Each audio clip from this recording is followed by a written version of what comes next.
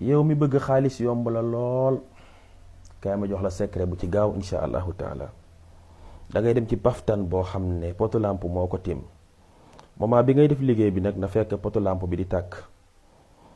da ngay dem nga yóbbaale meewu bëy ak benn billet 10 000 francs boo àggee nga gas paftan gi ba jot reen bi nga sotti ci meew mi daal di jël 10 000 bi laxase ko reen bi daal di koy bàyyi ba xëy suba nag.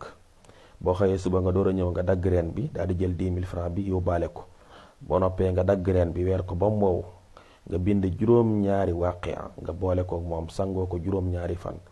10 000 francs ba nag da nga koy weccee ko ay 500 nga sarax ko ay tuut tànk yu majeuragul insha allahu taala bu soobee sunu borom yàlla xaalis dina la yomb lool te loo yuutooti da nga ci jot insha allah.